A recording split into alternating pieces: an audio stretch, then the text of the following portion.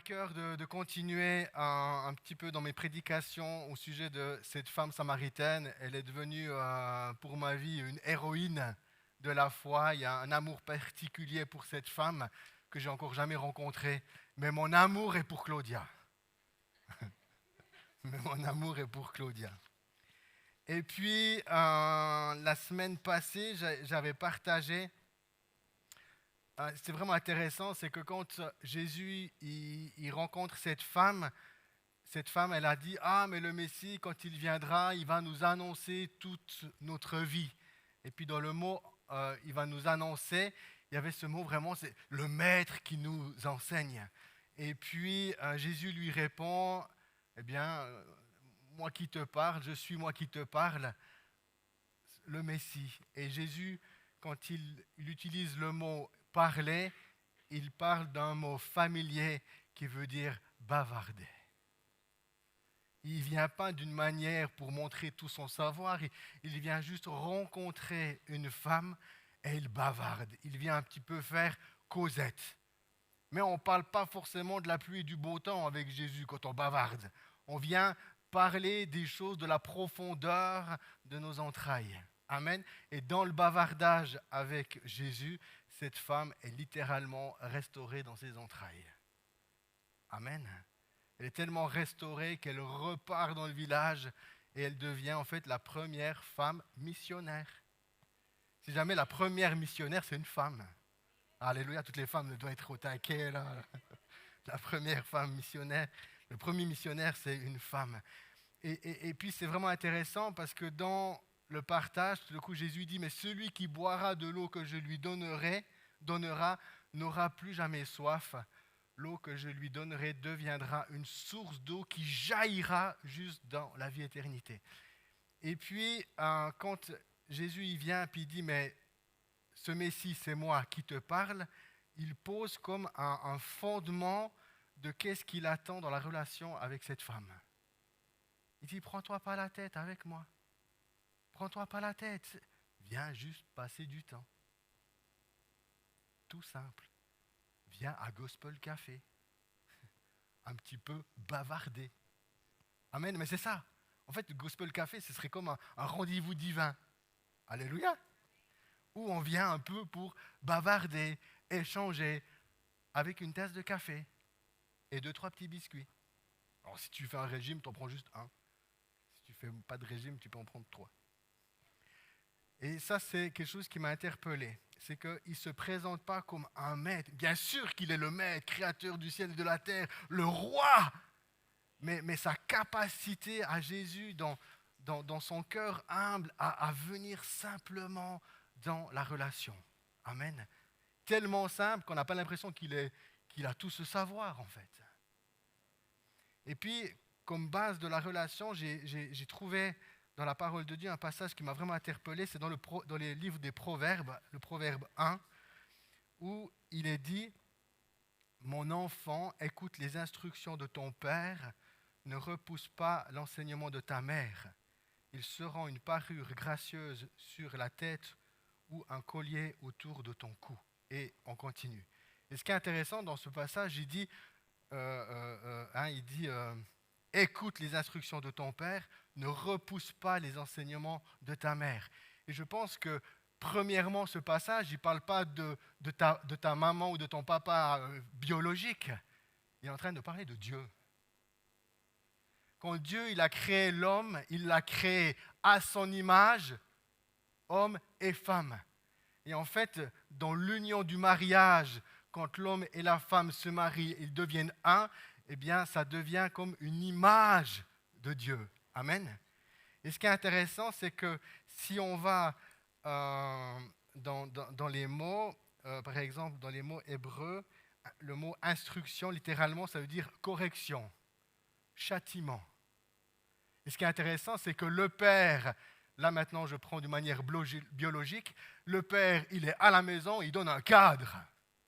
Amen. Et il dit à l'enfant, si tu dépasses ce cadre, attention. Amen. Et ce qui est intéressant, c'est quand il parle de l'enseignement de ta mère, ne repousse pas l'enseignement de ta maman, l'enseignement, littéralement en hébreu, c'est Torah. Amen. La maman, elle enseigne toute la Torah. Et ce qui est intéressant, tous ceux qui sont contre la femme qui enseigne dans l'église, si jamais, dans Proverbe 1, verset 8, c'est la mère qui enseigne la Torah à la maison. Amen. Amen. Amen. Amen. Et c'est vraiment intéressant, c'est qu'à un moment donné, eh bien, c'est la mère qui enseigne cette Torah. Et comme j'ai partagé avant, à un moment donné, Dieu, il est dans ce côté homme et femme. Et puis on a un Dieu trinitaire, le Père, le Fils et le Saint-Esprit. Et on a Dieu le Père, ça c'est clair. Mais quand on parle du Saint-Esprit, de l'Esprit, la parole de Dieu nous dit, il est là pour te consoler. Et on voit qu'il a tous les attributs un peu de la mère. Par exemple, les filles chez nous, quand elles se font mal, elles vont chez maman. Ok? Elles vont chez maman. Parce que si papa il met le sparadrap sous le genou qui saigne, bah bonne chance pour l'enlever après. Eva en a fait les frais quand elle était petite. Tout d'un coup, c'est moi qui ai mis le sparadrap. Elle a eu plus mal quand on a enlevé le sparadrap que quand elle a fait sa chute. Mais dans le sens, on va vers la maman. Et ce qui est intéressant, c'est que Jésus, quand il présente le Saint-Esprit, il dit, lui, il vous enseignera. Amen. Lui, il vous enseignera. Et ici, Jésus, au puits avec cette femme, il est en train de réconcilier cette femme avec le cœur du Père et d'ouvrir à une vie dans l'esprit. Amen. Est-ce que tu peux accueillir le Père qui châtie et la maman qui enseigne? Parce que quand le Père il châtie, c'est toujours le bien pour le bien de ses enfants. Le livre d'Hébreux 12 dit que si tu es fils et si tu es fille, ton Père dans les cieux te corrigera. S'il ne te corrige pas, c'est que tu ne fais pas partie de sa famille. Amen. Moi, je suis content quand Dieu, dans ma vie, mon Père, alors sur le moment, ce n'est pas forcément très agréable, mais après, c'est une source de bénédiction. Quand tout d'un coup, Dieu, dans notre vie, c'est ce côté paternel, il vient, puis il nous reprend pour nous corriger. Il dit, mais David, là, non. Arrête. Oh, puis t'as arrêté un peu brusque comme ça. Mais je bénis le Père qui enseigne. Je bénis la mère. Le Père qui instruit. Je bénis la mère qui enseigne.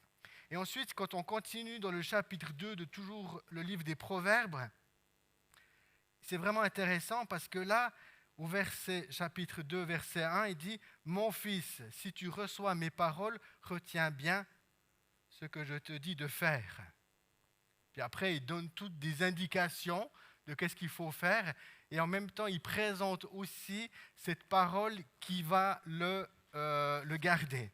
Mais ce qui est intéressant, c'est que dans le contexte du chapitre 2, il est intéressant, c'est que tout d'un coup, il va dire que mon enfant reçoit ce que je t'enseigne, retiens bien ce que je t'ai dit de faire, écoute les leçons de la sagesse, efforce-toi de les comprendre. C'est qu'en fait, à un moment donné, il y a tout le cœur qui est là, qui a faim et soif d'entendre et de comprendre la parole de toi. J'aime le mot qui dit « efforce-toi de comprendre ». Amen. Des fois, Jésus il vient nous dire des choses, puis on ne comprend pas bien, parce qu'on est un petit peu long à la compréhension. Mais ce n'est pas grave. À un moment donné, on doit comme donner notre effort à vouloir comprendre. Et si on est dans cette attitude de rechercher la présence de Dieu, de comprendre sa parole, d'entendre la voix de l'Esprit qui nous parle, parce que dans le chapitre 2 de Proverbes, il y a une autre voix qui parle. Il y a une autre femme qui parle. La première femme, c'est une mère, amen. Et la deuxième, on la trouve, vous savez qui c'est? C'est une femme qui se tient au bord de la route. C'est ça. On pourrait l'appeler Jézabel. Et puis, on la trouve au chapitre 16. De cette manière, tu seras délivré de la femme inconnue, de l'étrangère aux paroles flatteuses, de celle qui a abandonné l'ami de sa jeunesse et a oublié l'alliance conclue avec son Dieu. C'est que tout d'un coup, à un moment donné, on a besoin réellement de s'attacher et de s'efforcer d'aller dans la présence de Dieu, d'aller entendre, amen, sa voix, parce que dans cette position, il nous protégera de notre voix, d'une femme qui vient pour nous séduire. Et cette femme, on parle d'un monde spirituel, ok? D'une voix, de nouveau, c'est la mère qui enseigne. Amen. C'est l'Esprit de Dieu qui nous amène dans la vérité. Et du coup, il y a un esprit qui s'appelle Jézabel. Amen. Il y a un esprit méchant qui vient et qui essaye de venir séduire afin de détourner les enfants de Dieu de la vérité. Mais ce que je trouve magnifique, c'est que si on s'efforce, puis on met tout notre cœur à chercher la présence de Dieu, eh bien, quand on lit le chapitre 2, il nous donne son aide, c'est-à-dire qu'il nous offre le salut. Il est comme un bouclier qui nous protège. Amen. Il secourt comme un gardien. Amen. Il est positionné comme un gardien et il vient à notre secours. Il garde comme un veilleur. C'est-à-dire que le Seigneur, il est comme ce gardien. Il est un veilleur pour nos vies et qu'il vient nous préserver des choses fausses pour nos vies. Moi, j'ai pu expérimenter dans ma vie d'une manière assez, une fois très forte, où tout d'un coup, j'étais convaincu que le Seigneur, enfin plusieurs fois, au tout début, quand je n'étais pas encore marié, et puis il y a quelques mois en arrière, tout d'un coup, j'ai vécu une expérience où du coup, j'étais presque convaincu que c'était vraiment le Seigneur qui m'avait parlé. Hein. J'étais convaincu. Et c'était quelque chose de très privé à ma vie privée. Et puis j'étais mal avec le Seigneur, ce qu'il me disait. J'étais sûr que c'était Jésus, hein. J'étais sûr que c'était l'Esprit qui m'avait parlé. Puis j'étais vraiment tourmenté. Et puis j'ai prié, mais que cette voix, Seigneur. Puis j'étais tourmenté avec soi-disant ce que le Seigneur me donne. Mais Dieu est venu à mon secours. En l'espace de 24 heures, il est venu amener la vérité par rapport à ce que je vivais. À l'intérieur, personne n'était au courant. Et il a utilisé mes filles pour venir me donner la vérité. Elles ne savaient rien de ce que je vivais. Mais l'ennemi, il vient toujours pour essayer de séparer. En fait, le truc que je vivais, c'était dans quelque chose qui était en lien avec ma maman. Puis c'était sûr que cet esprit me parlait. Puis je dis, ah oui, ma mère. Puis j'étais plus aigri contre elle que de l'amour. Puis j'étais mal avec tout ça. Et tout d'un coup, Dieu est venu à mon secours, mais les filles étaient chez ma maman. Et puis après, je suis arrivé un peu plus tard. Puis après, en rentrant à la maison, « Ah, papa, tu sais pas tout, qu'est-ce que grand-maman a dit de toi ?» Puis boum, boum, boum, boum, boum. Ça venait confronter tous les mensonges que je croyais. Et là, tout d'un coup, j'ai dit, « Ah, mais c'est pas Dieu qui m'a parlé. C'est pas Dieu qui m'a parlé. C'est Jézabel qui a essayé de venir me séduire. » Mais Dieu est venu à mon secours. Dieu est venu à mon secours. Et au moment où les mensonges sont partis de ce que je pouvais croire sur ma maman est loin, l'amour pour elle est venu. Amen. L'amour est venu. Et c'est là que le Seigneur vient pour nous visiter. Celui qui boira l'eau que je lui donnerai n'aura plus jamais soif. L'eau que je lui donnerai deviendra une source d'eau qui jaillira juste dans la vie éternelle. La femme samaritaine, c'est une source qui jaillit. C'est une vie dans l'esprit. Amen. J'ai fait un PowerPoint parce qu'on va un petit peu parcourir la parole de Dieu. Et puis il y a beaucoup de versets bibliques. Le premier, j'ai trouvé très intéressant, Ésaïe 44, 3. Dans ma Bible, il est écrit « Car j'arroserai le pays qui meurt de soif, et je ferai couler des ruisseaux sur la terre desséchée. Je répandrai mon esprit sur tes enfants et la bénédiction sur tes descendants. » Et je trouvais vraiment intéressant parce que si je lisais dans la Bible Chouraki, après j'ai pris la traduction littérale, il dit « Je répandrai des eaux sur la terre assoiffée. Je répandrai les eaux sur celui qui a soif. » Amen. Sur celui qui a soif. Est-ce que ce soir tu as soif? Est-ce que tu as soif de Dieu? Est-ce que tu as soif de justice? Amen. Je répandrai mes eaux sur celui qui a soif. Et c'est intéressant parce qu'on retrouve dans Matthieu 5 les béatitudes. Heureux les pauvres en esprit. Amen. Heureux ceux qui se savent pauvres.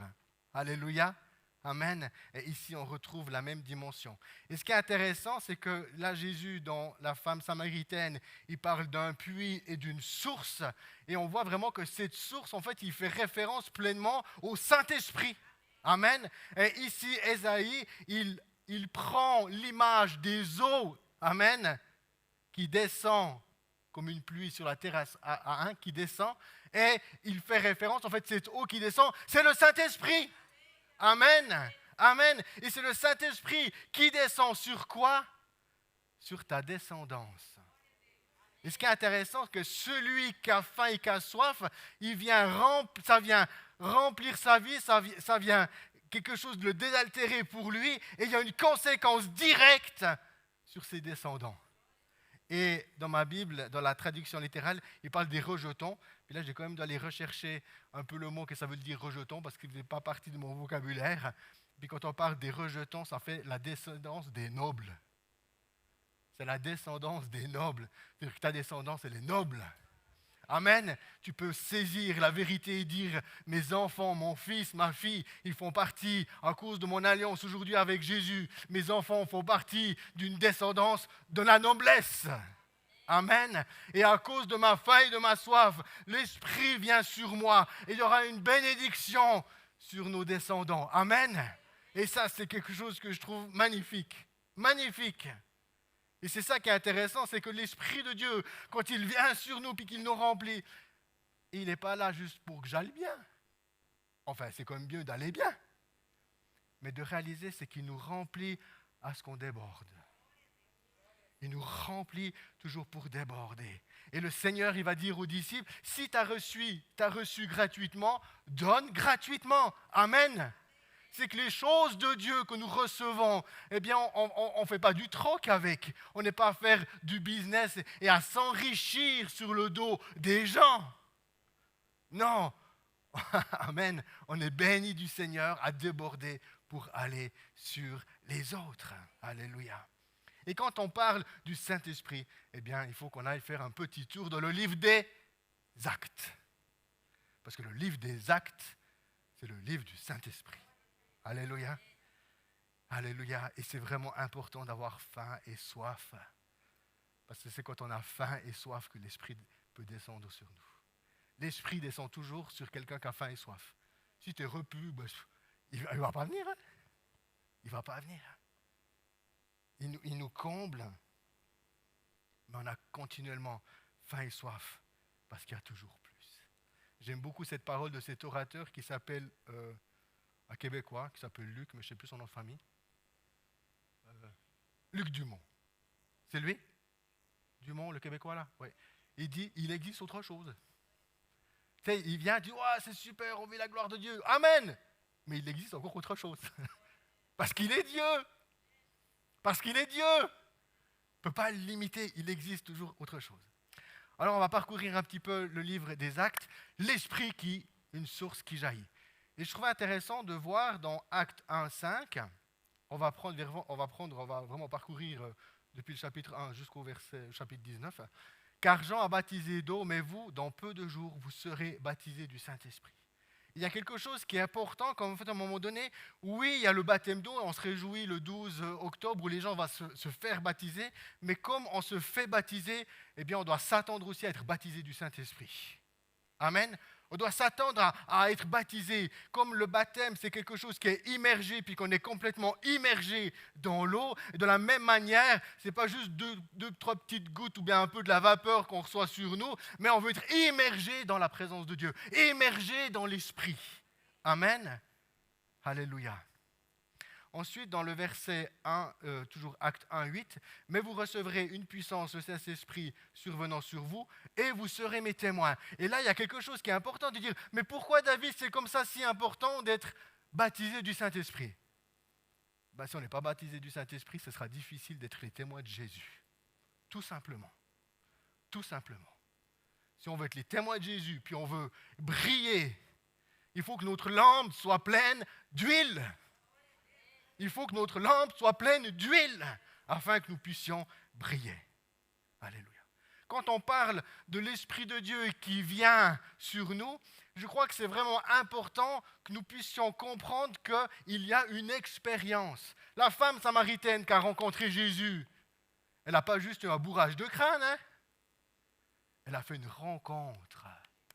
Elle a expérimenté quelque chose quand Jésus lui parlait. Amen.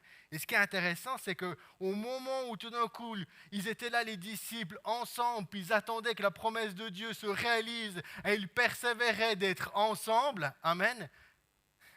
Amen. Ils persévéraient d'être ensemble, et il est dit, et ils furent tous remplis. Amen. Dites avec moi, ils furent tous remplis.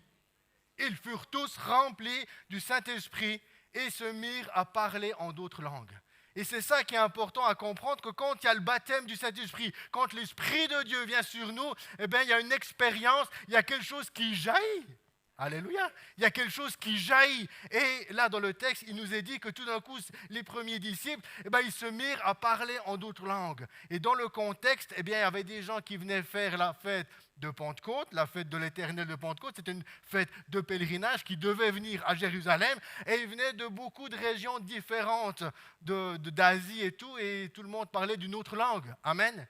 Et tout d'un coup, ils arrivent là, puis ils disent, mais ils sont en train de parler, mais je l'entends dans ma langue maternelle. Je ne l'entends pas dans ma langue maternelle, c'était l'hébreu, mais ils l'entendaient dans la langue du pays où ils vivaient. S'ils venaient de l'Allemagne, ils entendaient l'allemand. S'ils venaient d'Italie, ils entendaient l'italien. S'ils venaient du Portugal, ils entendaient le portugais. Puis s'ils venaient de la Suisse allemande, ils entendaient le Schweizerdeutsch. OK? Et du coup, il y avait une manifestation surnaturelle de quelque chose qui se passe. Et quand je suis en train de prêcher ceci, j'aimerais comme élargir nos œillères et de comprendre quand le Saint-Esprit vient, il y a une manifestation qui se passe. Amen. Il y a une manifestation qui se passe et cette manifestation, elle devient visible. Alléluia. Elle devient visible. Ensuite, ce qui est intéressant, c'est dans Actes 2, 17. Je suis désolé François, je prêche très très vite, mais l'heure n'est pas avec moi ce soir. Actes 2, 17. Il prend le prophète Joël, c'est Pierre, et le prophète Joël, il déclare, dans les derniers jours, Dieu dit, je répandrai mon esprit sur toute chair. La conséquence que l'Esprit de Dieu est donné, c'est que vos filles vont prophétiser, les jeunes gens auront des visions, et les vieillards auront des songes. Amen. Ça veut dire que quand l'Esprit est donné, c'est pour tout le monde. C'est pour tout le monde. C'est pour tout le monde. Acte 2, 18. Oui, sur mes serviteurs et mes servantes, dans ces jours-là, je répandrai mon esprit et ils prophétiseront. C'est tout d'un coup, il y a un message divin qui sort du cœur, parce que le cœur devient tout d'un coup rempli de l'amour de Dieu. Tout d'un coup, le cœur devient rempli de la parole de Dieu. Qu'est-ce qu'il fait, Dieu? Il change nos cœurs de pierre en cœur de chair. Et qu'est-ce qu'il fait sur nos cœurs de chair? Il inscrit la Torah. Il inscrit ses paroles dans nos cœurs. Et vu que le cœur est rempli de la parole de Dieu, tout d'un coup, ils se mettent à prophétiser. Et c'est de l'abondance du cœur que la bouche parle. Alléluia. Et il y a vraiment une manifestation. Ce n'est pas juste, et je bénis juste les frissons dans le corps. Mais il y a plus. Il y a plus, cher ami. Je bénis les frissons dans le corps. Mais il y a plus. Il y a plus. Il y a plus. On continue le voyage. L'esprit est une source qui jaillit. Comment faire pour le recevoir? C'est intéressant, quand on lit dans le livre de Actes, il y a tout comme des attitudes de cœur, des choses qui favorisent à le recevoir. Eh bien, premièrement, Actes 2, 38, Pierre leur dit, « Repentez-vous. » Ouais, tu étais pécheur, tu as vécu une vie sans Dieu. Oui, tu es pécheur, tu as peut-être menti, tu as volé, tu as fait plein de choses. Repens-toi. Parce qu'à cause de ton péché, Jésus-Christ est mort à la croix. Repens-toi et fais-toi baptiser. Et tu recevras le don du Saint-Esprit. Amen. Et ici, on voit deux choses. Pour recevoir l'Esprit, il faut se repentir d'une manière sincère par rapport à une vie qui était détournée de Dieu et se faire baptiser. Quand je parle d'ici, c'est le baptême d'eau. Peut-être quelqu'un qui refuserait de dire « Ouais, mais moi je crois en Jésus, mais je ne me fais pas baptiser. » Est-ce qu'il recevra le Saint-Esprit? Ce n'est pas le baptême qui sauve, c'est la foi. Mais dans cette attitude de cœur, est-ce que la personne, elle pourrait vivre un baptême de l'Esprit, une immersion dans la présence de Dieu? Amen. Acte 5, 32. Il dit, nous sommes témoins de ces choses, de même que de même que le Saint-Esprit que Dieu a donné à ceux qui lui obéissent. C'est intéressant, c'est que tout d'un coup, il y a un passage très fort, qu'en fait, à un moment donné, si tu veux plus, commence d'obéir à Dieu, là, de ce qu'il te demande de faire.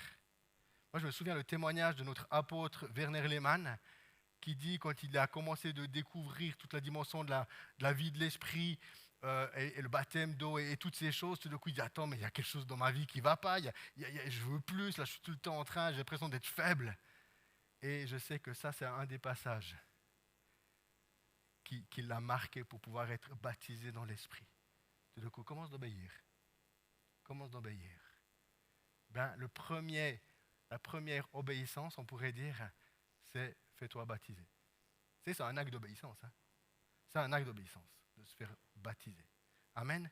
Du coup, il faut se repentir. On se baptise, on obéit, on reçoit l'Esprit. Alléluia. Alléluia. On continue. Qu'est-ce qu'il faut faire encore pour le recevoir? Eh bien, dans Actes 8, 15, il est dit qu'ils arrivent chez les Samaritains et ils prièrent, c'est les apôtres, hein, ils prièrent pour eux afin qu'ils puissent recevoir le Saint-Esprit. Amen. D'où l'importance d'avoir dans l'Église des leaders remplis du Saint-Esprit, amen, qui intercèdent et qui prient pour que les gens puissent recevoir l'Esprit. Alléluia. C'était comme quelque chose où tout d'un coup on voit le côté apostolique, tous les leaders d'église, ils prièrent pour qu'ils puissent recevoir le Saint-Esprit. Acte 8, 17 et le verset 18 est très intéressant. Pierre, en fait c'est Philippe qui est en Samarie, puis il y a la gloire de Dieu, il y a les miracles et tout, mais tout d'un coup ils disent, ils se convertissent mais ils ne reçoivent pas l'Esprit. Alors ils envoient les apôtres, et puis Pierre et Jean, ils viennent, ils leur imposèrent les mains, et au moment où ils imposèrent les mains, ils ont reçu le Saint-Esprit. Amen. Il vient, viens ici, puis bam, le Saint-Esprit les remplit. Amen. Il les remplit. Et au verset 18, dans le groupe, il y avait un homme qui s'appelait Simon. On l'appelle Simon le magicien. Il trafiquait avec les choses occultes. Puis quand il a vu que l'Esprit de Dieu, cette puissance, était donnée par l'imposition des mains, vu que lui n'était pas encore régénéré dans sa pensée, puis peut-être son cœur n'était pas converti, il était juste impressionné par les miracles que Dieu faisait à travers Philippe. Hein. Il arrive vers Pierre et Jean, puis il a sorti son porte-monnaie, sa carte de crédit, puis il a dit combien je dois vous payer pour recevoir le don que vous avez. Et là, ce qui est intéressant, je ne l'ai pas mis dans le texte, Pierre, il ne va pas par quatre chemins. Lis comme il faut, hein, comment il lui parle. C'est des fois dans l'église, ils ont parlé comme ça, ils ne sont pas gentils. Et sur les choses de Dieu, il y a des trucs, on ne rigole pas. Tu as pensé que ce don, tu allais le gagner par l'argent, mais que toi, puis ton argent, je ne sais plus exactement, mais allô diable! Et il n'y est pas allé par quatre chemins. Hein. Que toi et ton argent aillent à la pourriture. On serait là, mais comme Pierre et Jean aujourd'hui, mais comme il a parlé, il n'est pas d'amour. Bien sûr qu'ils étaient remplis d'amour, mais avec les choses de Dieu, la parole de Dieu, elle est une épée, elle coupe la slack. C'est slack. Et tout ce que nous vivons avec le Seigneur, c'est par pure grâce. Jeudi, avec la soirée miracle et guérison que nous avons vécue, et l'enseignement du pasteur Raphaël, j'ai aimé, il a pris l'exemple de l'homme qui était devant la piscine de Bethesda. Il y a beaucoup de passages où il dit « ta foi t'a guéri, ta foi t'a sauvé. » Amen. Il est important d'avoir la foi. Mais il nous rappelle dans l'histoire de l'homme qui était à la piscine de Bethesda, déjà il ne sait même pas qui est Jésus. Il ne sait pas qui est Jésus, puis il se plaint. Mais c'est un gros râleur. Jésus lui dit, prends ton lit, lève-toi et marche. Il le guérit. Et ce passage nous montre que quand Dieu nous visite, c'est toujours par pure grâce. Bien sûr que cet homme, après l'expérience, son cœur s'est converti à Jésus et il a eu la foi. Mais Dieu, il est venu au-delà de ça et il l'a guéri. C'était un gros râleur. Alléluia. On continue. On voit encore dans Actes 9, 17. Ce qui est intéressant, il y a beaucoup de passages qui, à travers l'imposition des mains, et ils reçoivent le Saint-Esprit. Actes 9, 17. Ananias sortit. Il ne s'appelait pas encore Paul, mais c'était Saul. Il se convertit. Il y a une lumière qui l'aveugle. Il doit marcher comme ça. Les gens qui sont avec lui, ils le mettent dans une maison. Ananias reçoit du Seigneur. Va chez ce Saul, va lui imposer les mains. C'est moi qui lui ai parlé là. Puis t'as Ananias qui dit, ouais, c'est celui qui persécute les chrétiens là. Il dit, ouais, c'est lui, va lui imposer les mains parce que moi je l'ai choisi. Moi, je l'ai choisi et je vais l'emmener dans les nations, prêcher la bonne nouvelle et dis-lui qu'il devra souffrir à cause de moi. Qui c'est qui aimerait le ministère de Paul? Est-ce qu'il y a des volontaires? Amen. Bref, Ananias, il arrive chez lui, il fait une prière toute simple. Saul, mon frère, vous savez qu'il le reconnaît comme chrétien. Il dit Saul, hein? Oui, pas ça, il Saul. Mon frère, le Seigneur Jésus qui t'est apparu sur le chemin par lequel tu venais, m'a envoyé pour que tu recouvres la vue et que tu sois rempli du Saint-Esprit et lui imposer les mains. Et à l'instant même, Pierre, rempli, Paul, merci. Paul rempli, ses yeux, pouf, il revoit. Amen. Et il est envoyé dans la moisson. Ensuite, un autre point que je trouve intéressant, parce qu'on parle de l'imposition des mains, et là j'arrive sur le domaine de la foi, Acte 10, 44. Alors c'est Pierre qui a reçu une vision, puis qui doit aller chez les gentils. Amen. Il a reçu une vision d'une nappe qui devait manger des animaux impurs. Bref, il arrive chez Corneille, il commence de prêcher la bonne nouvelle, puis il dit, comme Pierre prononçait encore ces mots, l'Esprit descendit sur tous ceux qui écoutaient la parole. Amen. Et pendant ce temps qu'il prêche, les gens, ils écoutent. Et dans le langage de Dieu, quelqu'un qui écoute, c'est quelqu'un qui met en pratique. Amen. Si tu n'as pas mis en pratique la parole de Dieu, c'est que tu ne l'as pas écoutée. Ou bien elle est rentrée là, puis elle est sortie par l'autre côté. Okay? Quelqu'un qui met en pratique, c'est quelqu'un qui a écouté. Et au moment où ils sont là, ils entendent. Et au chapitre 11, verset 15, ce qui est intéressant, c'est que Pierre, il retourne après à Jérusalem, puis il partage l'expérience de ce qu'ils ont pu vivre chez Corneille, et il dit, lorsque je me suis mis à parler, le Saint-Esprit descend sur eux comme sur nous au commencement. Et au verset 17, ainsi Dieu leur a accordé le même don que celui qui nous a fait quand nous avons cru. Amen. Au moment où tout d'un coup ils ont cru en Jésus, qu'il était vraiment le Fils de Dieu, le Sauveur du monde, eh bien le Seigneur a envoyé son Esprit sur eux. Alléluia. Et tout d'un coup c'est magnifique, c'est que Pierre reconnaît que l'Esprit Saint, comme il est venu sur nous, il est venu aussi sur eux comme à nous. Amen.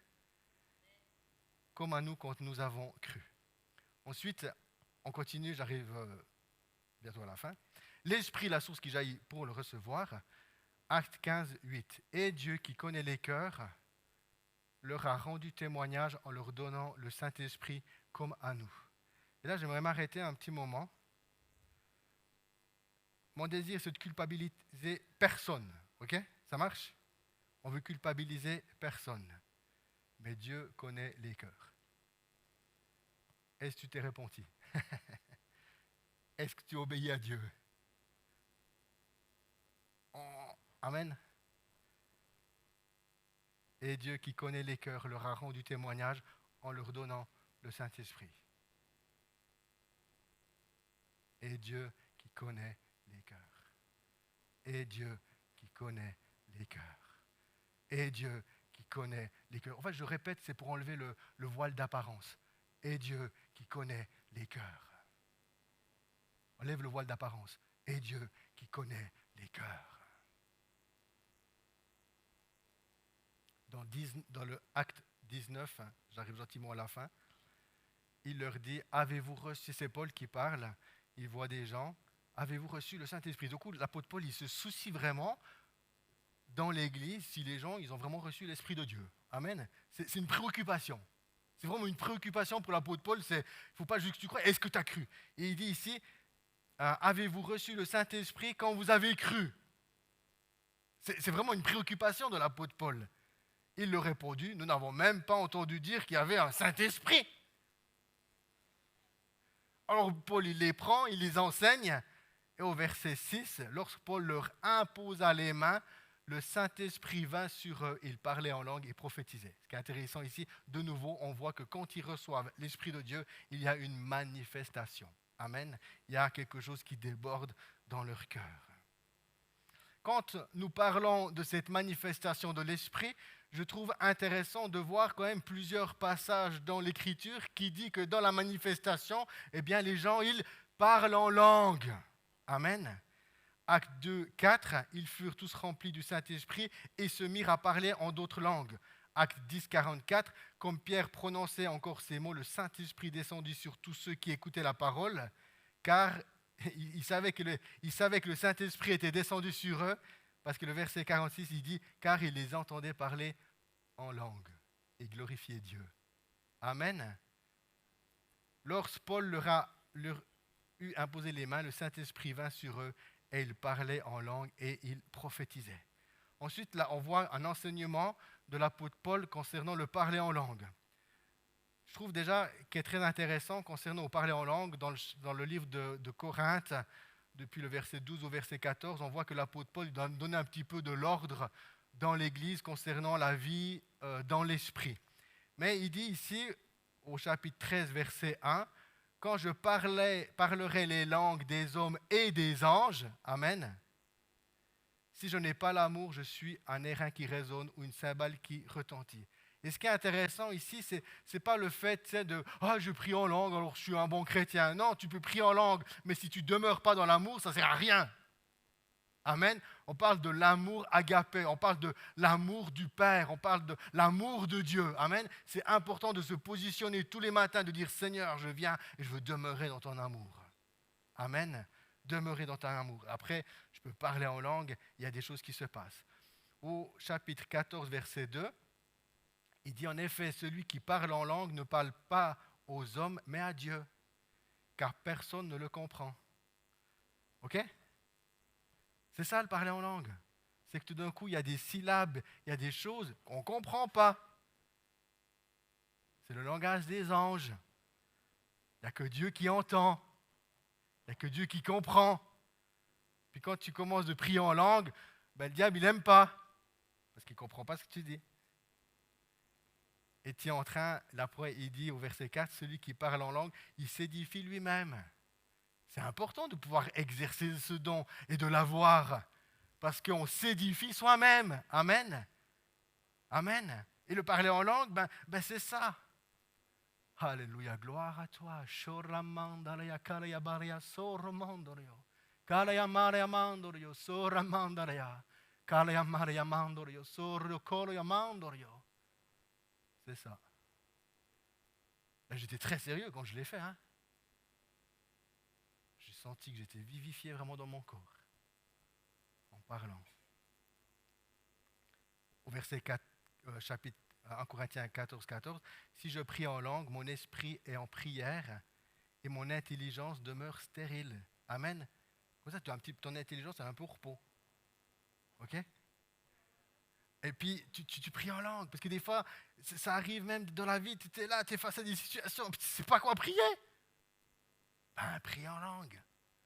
Prie en langue. Mais pour pouvoir prier en langue, il faut avoir reçu ce don. Il faut avoir reçu ce don. Et 1 Corinthiens 14, 39, il dit « Ainsi donc, frères, agissez, aspirez au don de prophétie et n'empêchez pas de parler en langue dans l'Église. » Je rajoute moi. N'empêchez pas de prier en langue dans l'Église. Moi, tout ça, après, on peut essayer d'expliquer la parole de Dieu. Moi, je veux que tu puisses parler en langue. Mais pour que tu puisses parler en langue, il faut qu'ici, on parle aussi en langue. Amen. Et si ici, on parle en langue, à la maison, tu parleras en langue. Moi, je sais une chose. Je bénis toutes les églises de Jésus. Mais il y a des églises qui n'exercent pas ce don. Ben, la vérité, c'est que les gens ne prient pas en langue, les gens qui vont dans ces églises-là. C'est sûr, hein? C'est sûr. Amen. Et je termine avec le dernier verset. Marc 16, 17, 18. Voici les signes extraordinaires qui accompagneront ceux qui deviendront croyants. En mon nom, il chassera des démons, ils parleront des langues nouvelles, ils saisiront les serpents dans leurs mains et ils boivent un poison mortel, il ne leur fera aucun mal. Ils poseront les mains sur les malades et ceux-ci seront guéris. Amen. Et déjà il dit, ceux qui auront cru, ils parleront en langue. Amen. Et j'aimerais encore prendre, parce que c'est important. Là, j'ai speedé à fond. Si tu es là ce soir, et tu dis, moi je ne prie pas en langue. Oui, j'aime Jésus de tout mon cœur. Eh bien, j'aimerais t'imposer les mains pour que tu puisses recevoir. Amen. Allez, et j'aimerais demander Louis. Louis, tu joues la guitare, s'il te plaît? Si tu es là ce soir et tu dis je prie pas en langue, il n'y a aucun jugement. Tranquille. Ce n'est pas un péché de ne pas parler en langue. Okay? Mais si tu dis je ne parle pas en langue, j'aimerais t'imposer les mains pour activer, pour que tu puisses recevoir le don, tu puisses être rempli de l'esprit et que tu puisses sortir. Chacun peut le vivre d'une expérience différente. Tu es là ce soir, puis paf, il y a quelque chose qui se passe. Moi, quand on a imposé les mains pour la première fois sur moi pour que je sois rempli de l'esprit, ben, c'est une fois arrivé à la maison, ben, j'ai prié en langue, puis c'était comme une jolie mélodie dans mes oreilles. Alors si tu es là ce soir, puis tu dis je ne parle pas en langue et j'aimerais ce don, eh bien tu peux t'avancer. Et je vais prendre juste un moment pour t'imposer les mains afin que tu puisses recevoir ce don. Amen.